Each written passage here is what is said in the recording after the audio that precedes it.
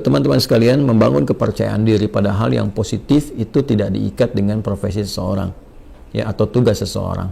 Ya, kepercayaan diri itu tidak melekat kepada seorang ustadz saja, kiai saja, ya, seorang habib misalnya, seorang guru, tidak. Tapi semua kalangan sepanjang mengerjakan nilai kebaikan mesti membangun kepercayaan diri yang kokoh pada dirinya untuk komitmen mengerjakan kebaikan itu, sehingga melahirkan motivasi kuat untuk melakukannya, mengerjakannya siapapun dan apapun yang ia kerjakan. Apakah ia misalnya dia di birokrat, ya, di dunia birokrasi, apakah di dunia diplomasi, apakah seorang pebisnis, seorang pedagang, seorang perawat, dokter, insinyur, bahkan misalnya dosen, guru, mahasiswa, atau juga pekerjaan-pekerjaan yang dilakukan pada umumnya masyarakat, ya, baik bertani, berkebun misalnya dan sebagainya. Semua butuh kepercayaan diri, dibangun sepanjang dikerjakan itu baik, ya, sepanjang yang dikerjakan itu baik. Nah, sekarang membangun kepercayaan diri itu seperti apa? Maka dimulai dengan hadis Nabi Muhammad SAW yang diriwayatkan oleh sahabat Umar bin Khattab radhiyallahu taala anhu, haddatsana qala, ya kan, an Abi Hafs Umar bin Khattab radhiyallahu taala anhu qala qala Rasulullah sallallahu alaihi wasallam, innamal a'malu binniyat wa innama likulli imri'in ma nawa, faman kanat hijratuhu ila Allah wa rasulihi fahijratuhu ila Allah wa rasulihi, ya, faman kanat hijratuhu lidunya yusibuha aw imra'atin yankihuha fahijratuhu ila ma hajara ilaih. Itu kan rawahul Bukhari. Maka di sini Nabi memberikan tips kepada kita semua, pesan yang sangat kuat. Seseorang itu kalau ingin mengerjakan sesuatu, kembalikan kepada motivasi terkuat dalam dirinya, ya, yaitu niatnya. Jadi ada 3 tahapan kita mengerjakan sesuatu itu berdasar dari dasar hati kita dulu. Yang pertama ada keinginan, ya. Yang kedua ada tekad, yang ketiga ada niat. Nah, keinginan itu disebut iradah namanya. Setiap orang tuh ingin pada segala yang baik. Ya, kalau Anda tanya, mau nggak ke surga? Semua jawab mau. Ingin nggak haji tahun ini? Semua orang ingin. Ya, tapi apakah setiap yang punya keinginan punya tekad? Belum tentu. Ya, tekad itu azam namanya. Azimah, punya tekad. Baik, saya ingin ke surga, saya punya tekad yang kuat untuk bisa mendapati itu. Ya, nah tekad ini akan menurunkan turunan-turunan sampai nanti ke niat. Ya, sama persis saya pengen haji nih tahun depan, pengen banget, ya. Beda dengan yang sekedar ingin, kayak ingin haji, ingin saja, tapi punya tekad, dia ingin mewujudkan keinginan itu. Nah, tahapan mewujudkan tekad tuh ke selanjutnya disebut dengan niat. Ada usaha pendahuluan, ya, nabung dari sekarang, terus berikhtiar, ya, ikhtiar yang optimal sehingga apa yang kita tekadkan itu bisa tercapai. Ingin ke surga, alhamdulillah, bertekad, apa surganya nih, Firdaus, maka kita siapkan, ya, berniat betul-betul, bikin tekadnya itu terwujud dalam bentuk perencanaan awal, perbaiki diri, boleh berhijrah, ya, berhijrah mendekat, meninggalkan yang buruk. Hijrah itu meninggalkan kebiasaan yang kurang baik, yang tidak Allah sukai, kepada kebiasaan baik yang Allah dan Rasulnya sukai. Itu poinnya. Jadi hijrah itu bukan menuntut kita pindah kepada suatu tempat tertentu, ya, kecuali kalau di tempat kita beraktivitas itu sangat tidak kondusif sekali, ya, susah mendekat kepada Allah, terancam dalam keburukan, ya, di tempat kerja misalnya, tempat kerjanya diliputi keburukan-keburukan yang sulit sekali mendekat kepada Allah. Mau sholat susah, baca Quran susah, sementara kita sadar bahwa rezeki itu yang mengatur Allah, kan kita sadar betul Allah Maha Pemberi rezeki, Allah mendatangkan rezeki. Ya, kenapa kita tidak berpindah ke tempat yang kemudian Allah sukai dan dengan itu keberkahan Allah berikan? Toh tetap kan rezeki tidak akan tertukar, toh tetap tidak akan berkurang. Ini kan poinnya. Nah, itu hijrah yang menuntut perpindahan tempat. Sama dengan tinggal di lokasi misalnya yang di tempat tinggal itu walaupun kompleknya terlihat megah dan sebagainya, tapi fasilitas untuk masjid tidak ada, mau pengajian susah, mendekat kepada Allah juga tidak mudah, gitu kan? Anda mencari tempat yang teduh, yang nyaman ibadah, yang enak beraktivitas, di situ kemudian Anda membangun kepribadian yang lebih dekat dengan Allah Subhanahu wa taala. Jadi hijrah itu prinsip dasarnya meninggalkan perbuatan yang tidak disukai oleh Allah dan Rasulnya kepada kebiasaan dan perbuatan yang disukai Allah dan Rasulnya. Jadi bukan menuntut satu perpindahan secara langsung, ya, atau pindah kepada misalnya komunitas, pengajian, golongan tertentu, bukan itu poinnya. Jadi jangan Anda katakan kalau berhijrah ini pindah ke golongan A, komunitas B dengan nama tertentu dan sebagainya. Bukan itu poinnya. Ya, lebih kepada mendekat kepada Allah.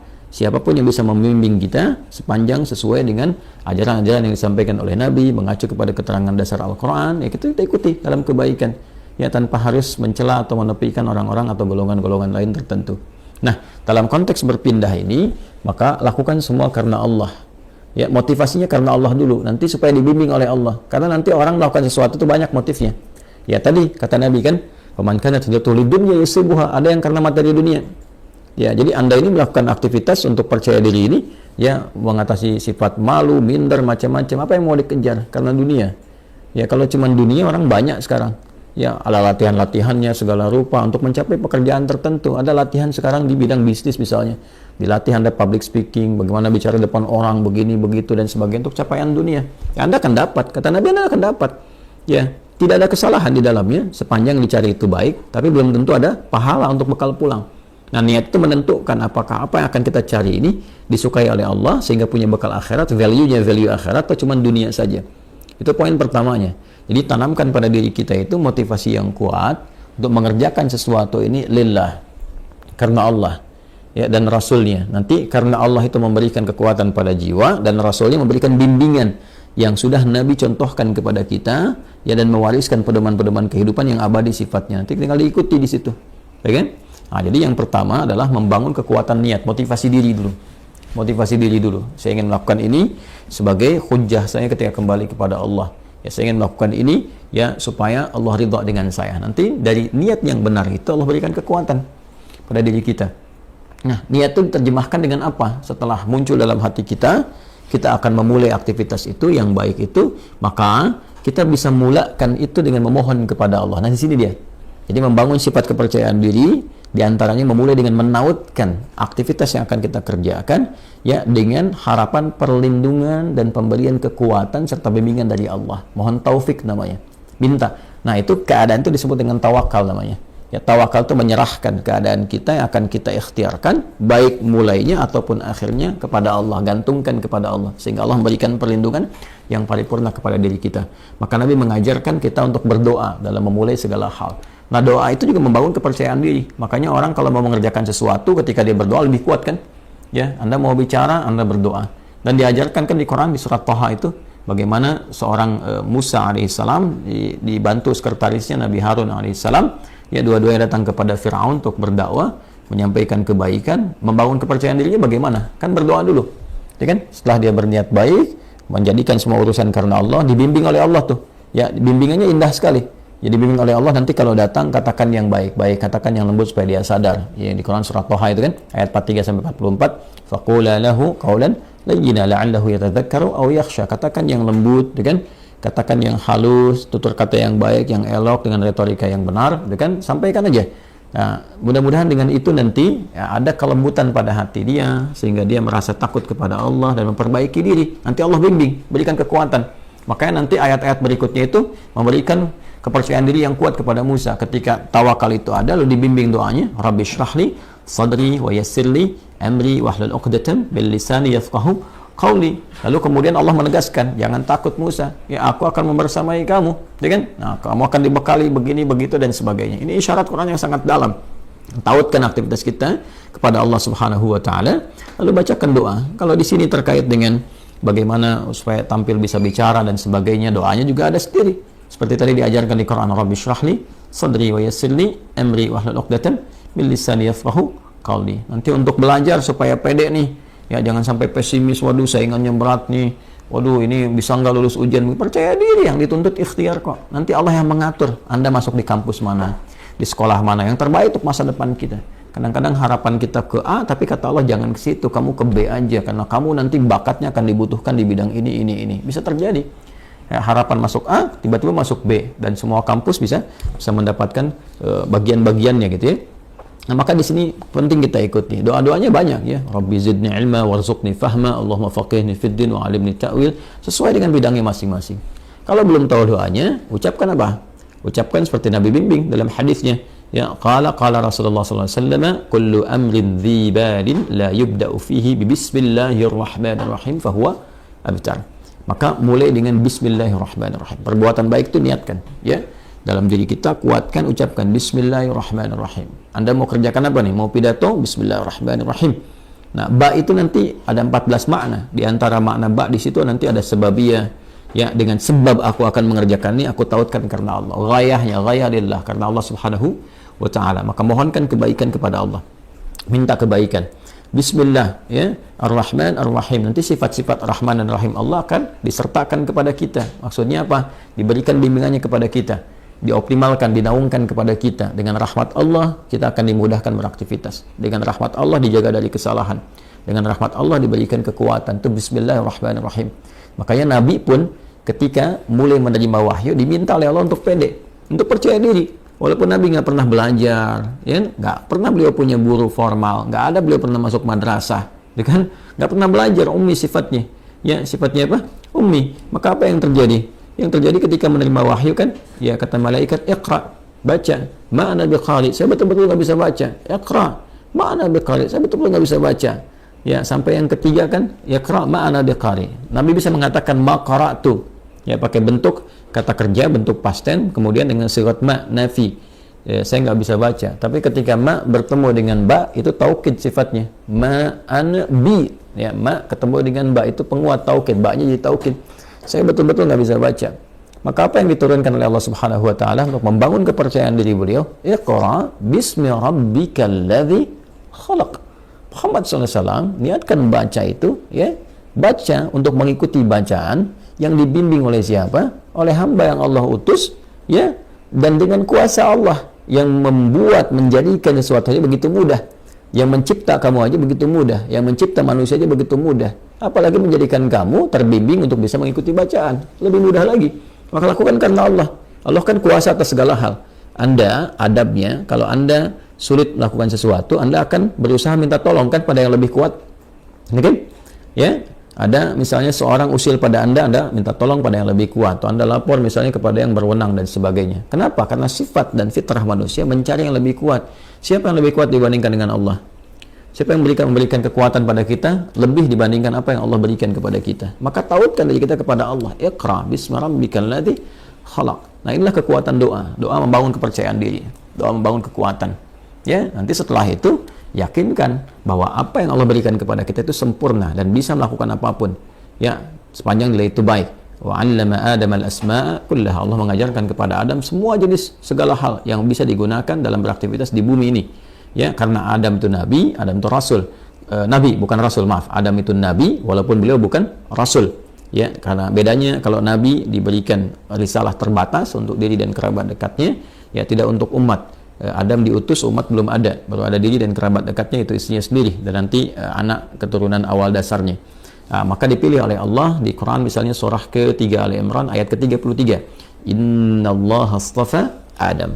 Nanti baru ketika ada umat, komunitas, nanti risalah diberikan membimbing umat menjadi rasul, yaitu Nuh alaihissalam. Makanya nanti Innallaha astafa Adam wa Nuha, ya, wa ala Ibrahim wa ala Imrana ala alamin. Dan ketika Allah kemudian memberikan sifat pengajaran, ada fitrah kenabian. Fitrah kenabian itu diajarkan secara langsung. Semua diajarkan. Segala hal yang terkait dengan kebutuhan membangun risalah di muka bumi ini. Jadi Nabi, Rasul diajarkan. Semua diajarkan. Nah, tapi mereka manusia.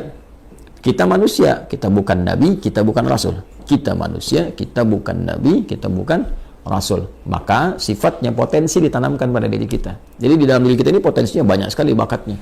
Ya, dan kita harus yakin, percaya diri, bakat apapun yang dibutuhkan untuk memberikan maslahat pada kehidupan kita di bumi ini bisa dicapai. Jadi di sini ini ada kemampuan dalam diri kita ini. Ya, untuk menjadi ahli fisika kah, kimia kah, matematika, ya, dalam saat yang bersamaan ahli Quran, ahli hadis, mau bicara apapun. Coba lihat manusia tuh, lidahnya Masya Allah. Diajarin bahasa ini bisa, bahasa Inggris bisa, bahasa Arab bisa, bahasa Cina bisa. Ya, macam-macam tuh. Itu dari lidah, dari bahasa aja. Coba lihat bagaimana Allah memberikan kemampuan pada kita dengan memori yang sangat luar biasa untuk bisa mengingat dan hafal benda-benda. Anda itu luar biasa. Coba kalau Anda mau kumpulkan benda-benda di lingkungan Anda aja, Anda bisa ingat tuh. Ya, benda-benda lingkungan kita bisa kita sebutkan 1, 2, 3. Berapa banyak memori kita, kapasitasnya. Artinya, kita ini makhluk yang sangat unik. Makhluk yang sangat istimewa. Laqad khalaqnal insana fi ahsani taqwim. Quran surah 95 ayat keempat itu. Allah bersumpah dengan 3 risalah. Risalahnya Nabi Isa alaihissalam, Nabi Musa alaihissalam, Nabi Muhammad sallallahu alaihi wasallam. Ya. Wattini wazzaitun, dengan Nabi Isa alaihissalam, watturi sinin, Nabi Musa alaihissalam, hadzal baladil amin, ya, Nabi Muhammad sallallahu alaihi wasallam. Laqad khalaqnal insana fi ahsani taqwim, dan pakai lam dan qad, pakai taukid dan tahqiq untuk menunjukkan kesempurnaan secara fisik aja udah sempurna tuh penciptaan manusia. Fisiknya sempurna, akalnya sempurna, potensinya sempurna. Tinggal kita membangun kepercayaan diri bahwa dengan kesempurnaan ini kita bisa mencapai itu. Kita bisa percaya pada diri kita dan tautkan kepercayaan itu kepada Allah Subhanahu wa taala. Maka itu di antara cara yang terbaik. Kemudian setelah itu ikhtiar dan belajar secara bertahap. Ya, la tarkabunna tabaqan an tabaq, step by step. Barangkali di sini nanti akan ditemukan beberapa kekurangan yang Allah tampakkan untuk diperbaiki. Jadi kalau salah wajar, namanya baru belajar. Ya kalau sudah pintar, ya wajar kalau nggak salah lagi. Kan kita baru belajar nih. Belajar bicara ada salah, wajar. Ya saya saja bisa salah. Ya dan pasti salah karena manusia kan sifatnya. Tadi barusan kan salah.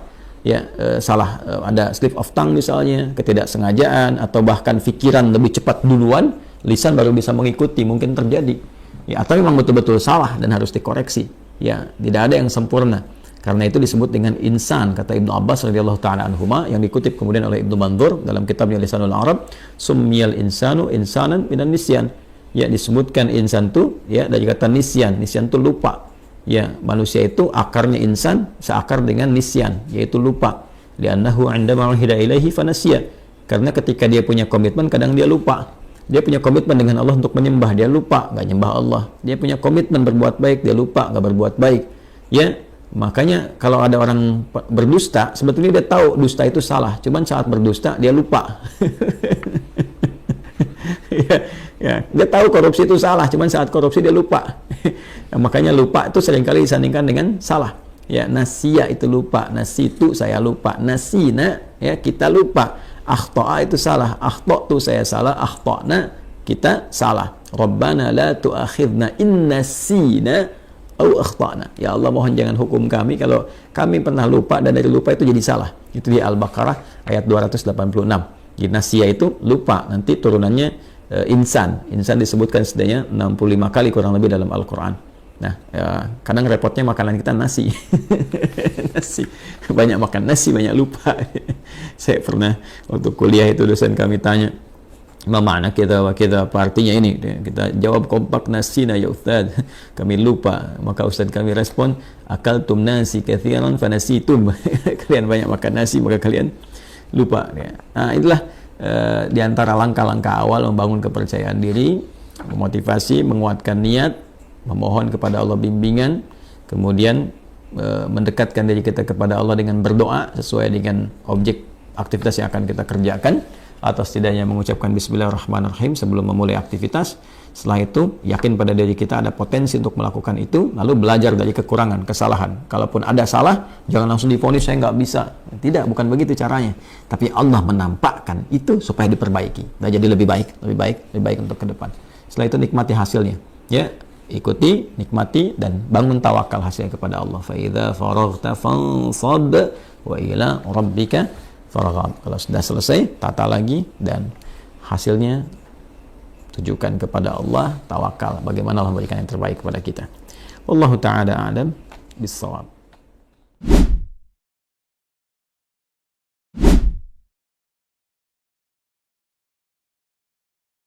Subscribe.